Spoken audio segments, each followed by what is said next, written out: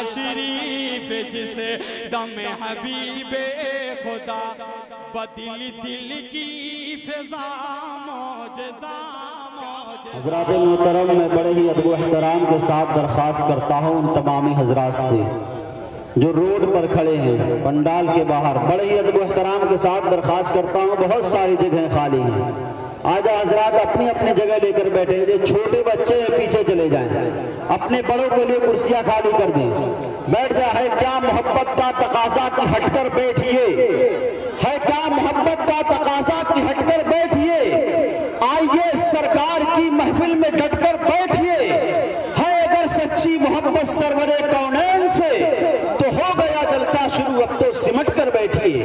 آئیے حضرات جتنے بھی آج کے عظیم الشان اجلاس عام میں ہمارے معزز مہمان کرام تشریف لائے ہوئے ہیں، میں ان چار مصروں کے ساتھ ان کا استقبال، سواگتم، ابھینندن بندن کرنا چاہتا ہوں کہ بڑا مانا کہ جلسے کی شان آئے ہیں، بڑا مانا کہ جلسے کی شان آئے ہیں، ارے ادب کی وادیوں میں نیک دل انسان آئے ہیں، اور ستاروں راگنی گاؤ، ہنسی پھولو نظم سن لو، بہارا پھول برساؤ، میرے مہمان آئے ہیں۔ تو آئیے حضرات گرامی بغیر کسی تاخیر و تبیید کے ہم خطابت کے میدان میں چلیں اور گزارش کریں جناب حضرت اقدس حضرت مولانا محمد اساس صاحب قاسمی گورکھپوری دام برکاتہ العالیہ سے اس شعر کے ساتھ حضرت کے استقبال ہے کہ یہ قوم غفلت میں سو رہی ہے، کوئی تو اس کو جگانے آئے، یہ قوم غفلت میں سو رہی ہے، کوئی تو اس کو جگانے آئے، کوئی مجاہد کی شکل لے کر خطاب ہی کے بہانے آئے، یہ قوم غفلت میں سو رہی ہے، کوئی تو اس کو جگانے آئے، کوئی مجاہد کی شکل لے کر خطاب ہی کے بہانے آئے، ہماری ملت کے نوجوانوں کو فیس بک ہی سے فرصت نہیں، شور آداب زندگانی کوئی تو ان کو سکھانے آئے۔ آئیے حضرت کا استقبال اسی شعر کے ساتھ جناب حضرت مولانا اساس صاحب قاسمی امام و خطیب جامع مسجد گورکھپور۔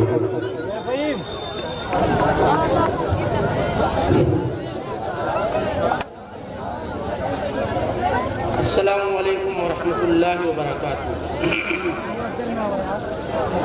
الحمدللہ الحمدللہ وحدہ وکفا وسلام علی عبادہ الذین اصطفیٰ، اما بعد، قال اللہ تعالی فاعوذ باللہ من الشیطان الرجیم، بسم اللہ الرحمن الرحیم، لقد کان لکم فی رسول اللہ اسوۃ حسنہ، صدق اللہ العظیم۔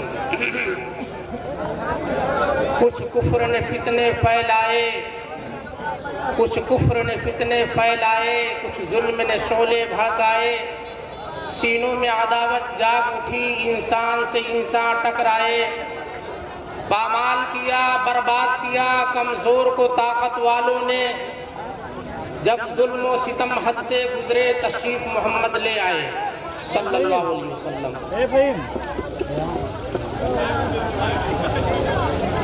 آج کا یہ عظیم الشان اجلاس عام و نعتیہ مشاعرہ انجمن پاسبان ملت کے زیر اہتمام منعقد ہوا۔ یہ تنظیم انجمن پاسبان ملت جو 2018 میں وجود میں آئی ہے، قائم ہوئی ہے، اور بحمداللہ بڑی العزمی، بڑے حوصلے سے کام کر رہی ہے، کبھی رفاہی کام کرتی ہے، لوگوں میں غلہ تقسیم کرتی ہے، کمبل تقسیم کرتی ہے، کبھی جلسے اور مشاعرے کے ذریعے سے لوگوں کے اندر دینی شعور بیدار کرتی ہے۔ میں اس تنظیم کے تمام اراکین کو تہہ دل سے مبارک پیش کرتا ہوں۔ حالانکہ یہ تنظیم چند نوجوان ہیں، کوئی بہت زیادہ مضبوط تنظیم نہیں ہے، جتنے اس کے ممبران ہیں میں سمجھتا ہوں سب کی معمولی آمدنی ہے، اس میں کوئی سرکاری ملازم نہیں ہے، کوئی بڑا زمیندار نہیں ہے، کوئی بڑا بزنس مین نہیں ہے، بہت معمولی آمدنی والے یہ لوگ ہیں، لیکن قطرہ قطرہ دریا سبق، تھوڑا تھوڑا جمع کرتے ہیں اور کبھی جلسہ انعقاد کرتے ہیں، کبھی رفاہی کام کرتے ہیں، میں ان کی ہمت اور حوصلے کو سلام کرتا ہوں، ان کے جذبات کو مبارکباد پیش کرتا ہوں۔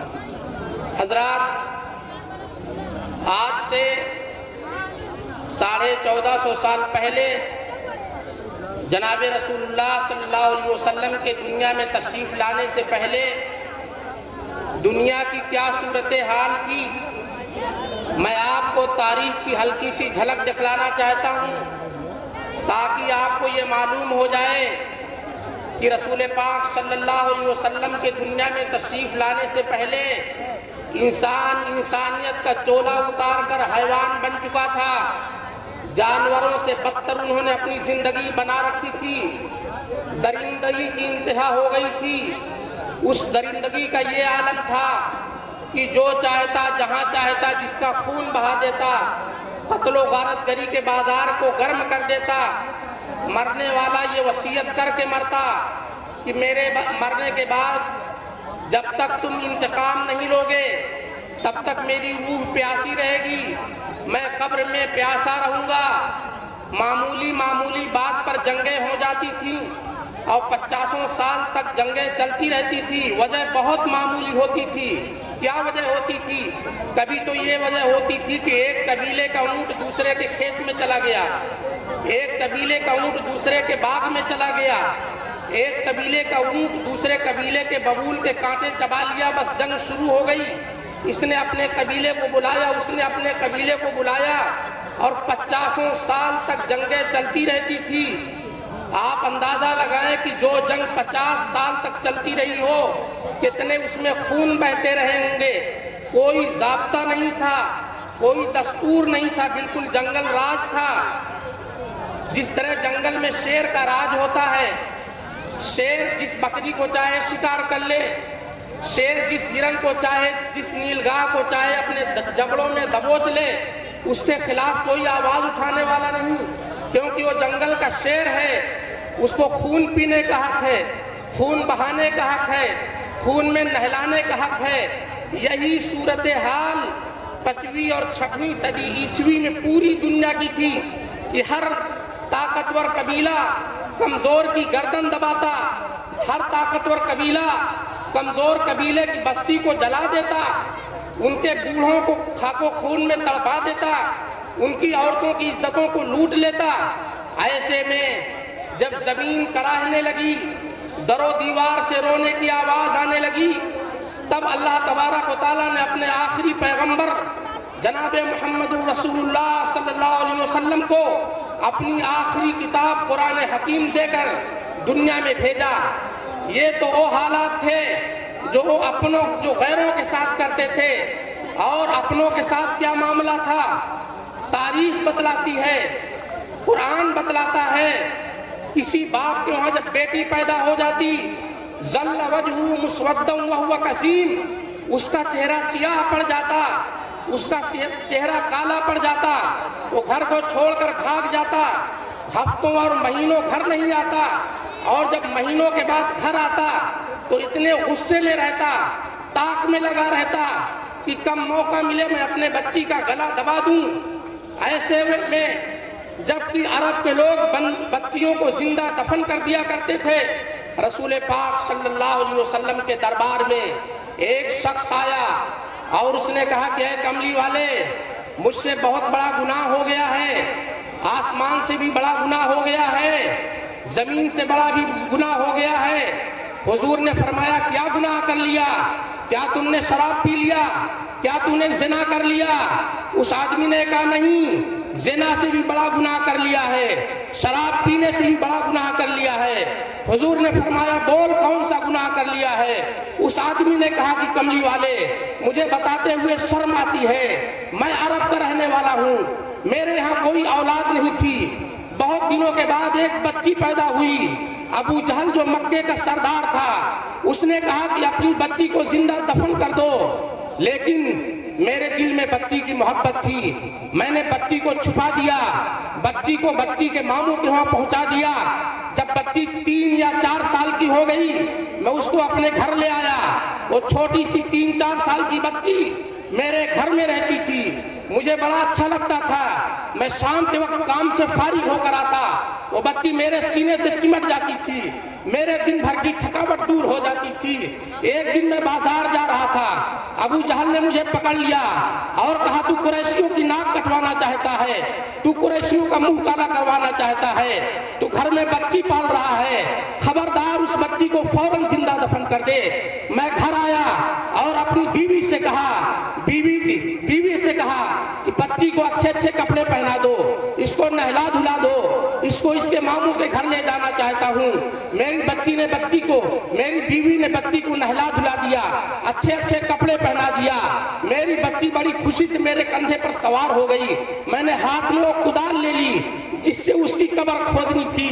जब उस बच्ची को लेकर मैं जंगल में पहुंचा, बच्ची ने कहा कि अब्बा यहाँ क्यों लेकर आए हो, यहाँ तो मेरे मामू नहीं है। तारीख कहती है उस जालिम आदमी ने अपनी बेटी के चेहरे पे एक तमाचा लगाया, खामोश हो जा। बच्ची खामोश हो गई। तारीख कहती है वो आदमी कब्र खोदने लगा।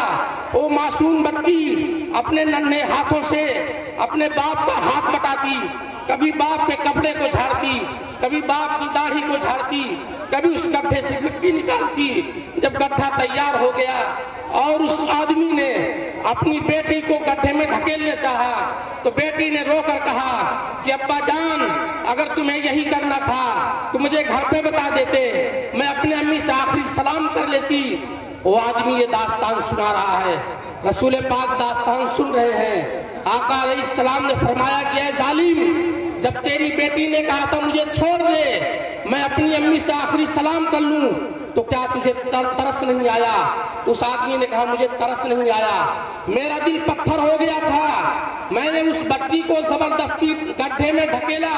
उस बच्ची ने चीख लगाई और कहा कि अब्बा मुझे छोड़ दो, मैं तेरे रास्ते में नहीं आऊंगी, मैं तेरे घर नहीं आऊंगी। मेरा कसूर क्या है, मेरा जुर्म क्या है, मैंने तेरा क्या बिगाड़ा है? मैं तेरी लखते जिगर हूँ, मैं तेरी नूरे नजर हूँ, मैं तेरी लखते जिगर हूँ, तेरी बेटी हूँ, किसी के कहने पर क्यों मुझे दफन करता है? वो आदमी कहता है मेरे ऊपर भूत सवार था, मेरा दिल पत्थर हो गया था, मैंने जबरदस्ती उसको गड्ढे में ढकेला और एक बड़ा पत्थर उसके सर पर मारा, हमेशा के लिए उसकी आवाज बंद हो गई। अल्लाह के नबी से ये दास्तान सुना रहा है और कह रहा है कि जब मैंने बड़ा पत्थर उसके सर पे मारा, उसकी आवाज बंद हो गई, कब्र पे मिट्टी डाला, घर आया, रात को सोया तो नींद नहीं आ रही थी। आखिरी पहर को जब नींद आई, वो बेटी ख्वाब में आती है और कहती है कि अब्बा, कल अल्लाह की अदालत में मैं तेरा गिरेबान पकड़ूंगी। उसके बाद उस आदमी ने कहा कि ऐ कमली वाले, मैं तेरे दरबार में आया हूँ, मैंने सुना कि तू रहमतुल्लिल आलमीन बन के आया है, मेरी निजात की क्या सूरत हो सकती है?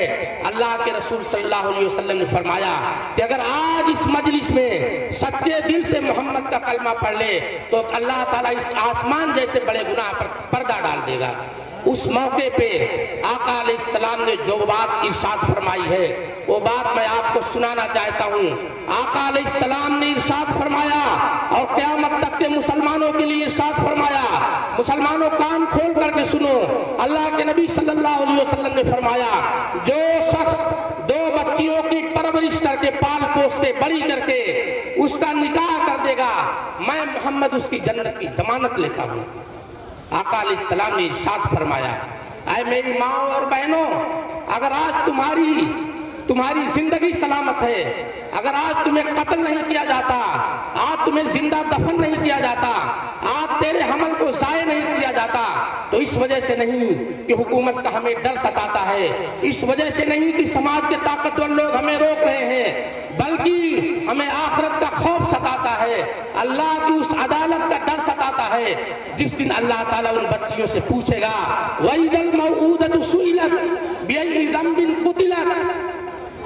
बच्चियों को जो लोग जिंदा दफन करते हैं, सुन ले कान खोल करके, जो लोग अपनी बीवी का हमल गिरवा देते हैं ये समझकर कि पेट में बच्ची है। आज दीनदारों की बात कर रहा हूँ, जो अपने आप को दीनदार हैं, 2 बच्चों के पैदा होने के बाद, 3 बच्चों को पैदा होने के बाद ऑपरेशन करा देते हैं। छोटा परिवार सुखी परिवार, हम 2 हमारे 2, इस उसूल पे जो चलते हैं, सुन लीजिए, कुरान करीम ने कहा, वला तक़्तुलू तक़्तुलू औलादकुम खश्यत इमलाक नहनु नरज़ुकुकुम व इय्याहुम। अल्लाह ताला कह रहे हैं गरीबी की डर से, मुफलिसी की डर से अपने बच्चियों को कत्ल मत करो, हम तुम्हें भी खिलाते हैं उन्हें भी खिलाएंगे। आका अलैहिस्सलाम जब दुनिया में तशरीफ नहीं लाए थे तो बच्चियों के साथ इस तरह जुल्म किया जाता था कि बच्चियों को जिंदा दफन कर दिया जाता था। और बीवियों पर किस तरह जुल्म होता था, अगर किसी बीवी का शौहर मर जाता तो समाज के लोग इकट्ठा होते, उस बीवी को, बेवा को पकड़ते और कहते ये बेवा अपने शौहर की कातिल है, इसने शौहर को डस लिया है, ये नागिन है, ये डाइन है, इसने अपने शौहर को डस लिया है, इस बीवी को जिंदा रहने का हक नहीं है, लिहाजा इस बीवी को भी इसके शौहर की चिता के साथ जला दिया जाए। वो औरत चीखती रहती है, ऐ समाज के जालिम लोगों, ऐ समाज के पत्थर दिल लोगों, मुझे क्यों जिंदा दफन करते हो, मुझे क्यों जिंदा जलाते हो, मैं अपने शौहर की कातिल नहीं हूँ। अगर मेरा बस चलता, मैंने न जाने कितनी मर्तबा दुआ की है कि मेरा शौहर बच जाए और मुझे मौत के घाट सुला दिया जाए। आए मुझे कत्ल करने वाले, आए मुझे जिंदा जला देने वाले, मुझे क्यों जिंदा जलाते हो। इन बच्चों का बाप तो दुनिया से चला गया, ये बच्चे यतीम हो गए, अगर मुझे भी जिंदा जला दोगे ये बच्चे किसको माँ कहेंगे, किसके बाहों में झूलेंगे, किसके सीने पे खेलेंगे, इन्हें भूख लगेगी तो किससे मांगेंगे। उस दौर में बेवा को मनहूस समझा जाता था, बेवा को डाइन समझा जाता था, नागिन समझा जाता था। हिंदुस्तान में जो फिल्म नागिन नाम की चली उसमें भी यही फिल्म आया गया कि औरत नागिन है, पल भर में नागिन बन जाती है, पल भर में औरत बन जाती है। ये तो नबी करीम सल्लल्लाहु अलैहि वसल्लम दुनिया में तशरीफ लाए, आपने दुनिया के लोगों को पैगाम दिया कि बेवा औरत काबिले नफरत नहीं है बल्कि ये काबिले रहम है, इसका शौहर मर गया, इसके साथ रहमो करम का मामला किया जाए। चुनांचे नबी करीम सल्लल्लाहु अलैहि वसल्लम ने अपनी 25 साल नौजवानी में, ओ नौजवानी जिस पर पूरा अरब फिदा था, उस नौजवानी में 25 साल की उम्र में आका अलैहिस्सलातु वस्सलाम ने 40 साल बेवा औरत हजरत खदीजा से निकाह करके दुनिया को पैगाम दिया कि बेवा औरत मनहूस नहीं होती है, काबिले नफरत नहीं होती है बल्कि काबिले मोहब्बत होती है। ये है इस्लाम की तालीम। और आगे चलिए, इस्लाम आने से पहले बेटियों को वरासत में हिस्सा नहीं दिया जाता था, बाप की वरासत में बेटी का हिस्सा नहीं। ये तो इस्लाम आया, कुरान नाजिल हुआ, कुरान ने बतलाया कि जिस तरह लड़कों का है, जिस तरह यूसीकुमुल्लाहु फी औलादिकुम लिज़्ज़करि मिस्लु हज़्ज़िल उन्सयैन, लड़कों का 2 हिस्सा है तो लड़कियों का 1 हिस्सा है। कुरान ने माँ का हक रखा, कुरान ने विरासत में बहन का हक रखा, बीवी का शौहर की जायदाद में हिस्सा रखा। आज दुनिया में चलने वाला कानून बेटियों को हिस्सा देने के लिए तैयार नहीं है। शायद अब कुछ सूबे और स्टेट में ये कानून बना दिया गया है कि अगर बेटी कुंवारी है, शादीशुदा नहीं है, तब तो बाप की जायदाद में हिस्सा पाएगी, लेकिन अगर बेटी शादीशुदा है तो बाप की जायदाद में कोई हिस्सा नहीं। सुनो इस्लाम क्या कहता है, इस्लाम की तालीम क्या है। इस्लाम कहता है बेटी चाहे कुंवारी हो या शादीशुदा हो, जब भी बाप की दौलत, बाप की जायदाद तकसीम होगी तो जहां बेटों का हिस्सा लगता है वहीं बेटियों का हिस्सा लगता है। ये अलग बात है कि बेटों का 2 हिस्सा है तो बेटियों का 1 हिस्सा है। इसकी वजह यह है कि यही बेटी कल बीवी बनकर शौहर के पास जाएगी, शौहर की भी विरासत में हिस्सा पाएगी।